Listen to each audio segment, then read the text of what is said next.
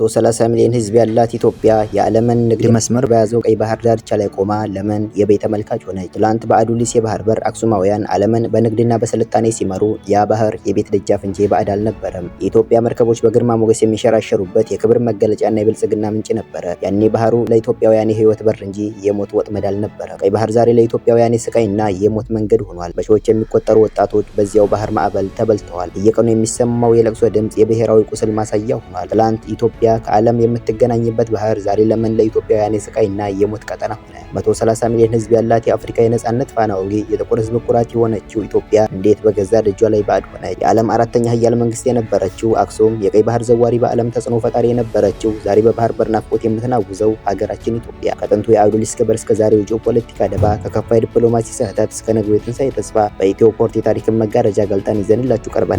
አብራችሁን ቆዩ።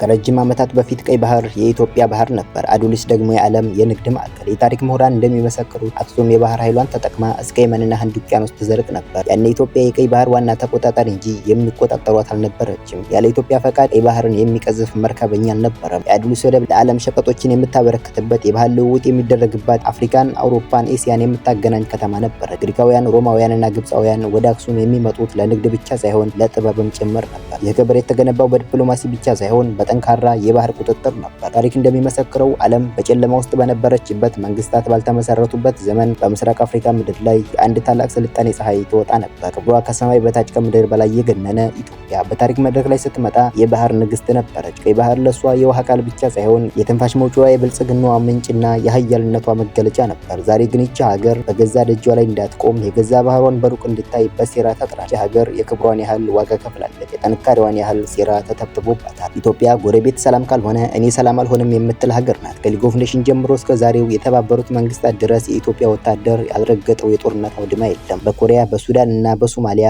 የኢትዮጵያውያን ደም ፈሷል። ለጎረቤቶቿ ሰላም ስትል ልጆቿን ገብራለች። ነገር ግን የታሪክ ምጸቱ የሚጀምረው እዚህ ላይ ነው። በኢትዮጵያ መስዋዕትነት ሰላም ያገኙ ኃይሎች መልሰው ለኢትዮጵያ ለመረጋጋት የሴራ ማዕከል ሲሆኑ ይታያሉ። የውስጥ ድክመትን ተጠቅመው የጎረቤት ሀገራትን እንደ ማስፈራሪያ የሚጠቀሙ እነዚህ ታሪካዊ ጠላቶች የኢትዮጵያን ጉዞ ለመግታት ዛሬም ሌት ተቀን ይተጋሉ።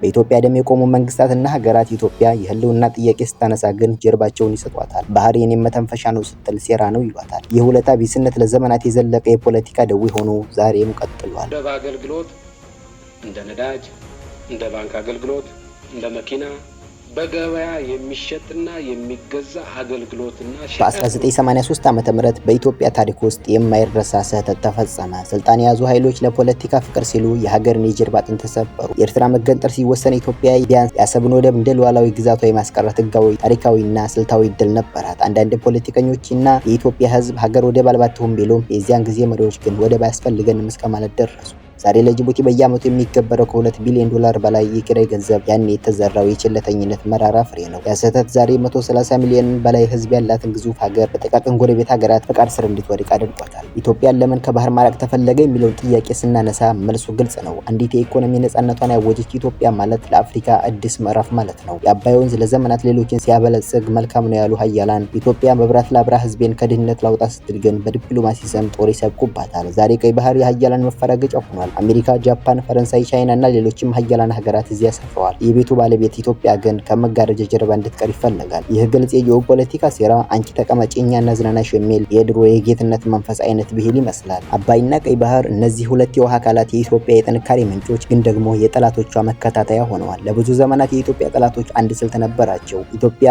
አባይን እንዳትጠቀም ከተፈለገ ከቀይ ባህር ርቀት የሚል። ምክንያቱም የባህር በር የሌላት ኢትዮጵያ ሁልጊዜም በጎረቤቶቿ ደጅ ትጠናለች፣ በኢኮኖሚ ትታነቃለች። ትኩረቷም ከአባይ ይልቅ በወደብ ኪራይ ላይ ይሆናል። ኢትዮጵያ የህዳሴው ግድብን ስትገነባ የቀይ ባህር ከባቢ ሀገራት እንዲሁም ሀያላኖች ስጋት ገባቸው። ምክንያቱም የአባይ ባለቤት የባህር በር ያላት ኢትዮጵያ የአፍሪካ ብቸኛ ንግስት እንደምትሆን ሳይታለም የተፈታ ነው። በጣም የሚገርመው እውነት እዚህ ጋር ነው። አሜሪካና የአውሮፓ ኃይሎች በቀይ ባህር ላይ የፈለጉትን ያህል ግርግር ሲፈጥሩ፣ በቀጠናው እንዳሻቸው ሲፈነጩ ለሰላም ነው ይባላል። ኢትዮጵያ ለንግድና ለደህንነቷ የሚሆን በር ስትጠይቅ ቀጠናውን ልታመስ ነው የሚል የፕሮፓጋንዳ ዘመቻ ይከፈትባታል። ኢትዮጵያ የተከለከለችው ህግ ስለሌላት ምክንያት አይደለም። የተከለከለችው የአባይ ባለቤት ስለሆነችና ባህር ላይ ደግሞ ተጽዕኖ ፈጣሪ እንድትሆን ስለማይፈልግ ነው። ይቺ ግዙፍ ሀገር በሁለቱ ውሃዎች በአባይና በቀይ ባህር ላይ የበላይነት ከያዘች የታሪክ ዳግም ልደት እንደሚሆን ጠላቶቿ ጠንቅቀው ያውቃሉ። ነገር ግን አሁን ጊዜው ተቀይሯል። ኢትዮጵያ ዛሬም የታሪክ መሰረት የጽናት ተራራ ናት። ባህር ለኢትዮጵያ የቅንጦት ሳይሆን የህልውና ጉዳይ ነው የሚለው ድምጽ ከአራቱ ማዕዘናት እያስተጋባ ነው። ኢትዮጵያ የሌላውን ሀገር መሬት አትፈልግም፣ የተፈጥሮ መብቷን እንጂ። በሰላም በጋራ ልማትና በዲፕሎማሲ ወደ ባህር የመመለስ ጉዞ ተጀምሯል። ሴራው ቢበዛም መንገዱ አቀበት ቢሆንም የኢትዮጵያ ትንሣኤ ቀሪ ነው። ታሪክ ግን ግዴታዋን ይፋረዳል። አባይ ለኢትዮጵያ ብርሃን እንደሆነ ሁሉ ቀይ ባህርም የኢትዮጵያ የትንፋሽ መስመር ነው። አንዱን ይዞ አንዱን መተው አይቻልም። ለሺህ ኪሎ ሜትር እንግዶች የተከፈተው ባህር ለባለቤቱ ለኢትዮጵያ የሚከለከልበት ዘመን ሊያበቃ እየተቃረበ ይመስላል። ይህ ትውልድ የአባይን ግድብ እንዳሰቀው ሁሉ ወደ ቀይ ባህር የሚወስደውንም በር በዲፕሎማሲና በጥንካሬ እንደሚከፍት ጥርጥር የለውም።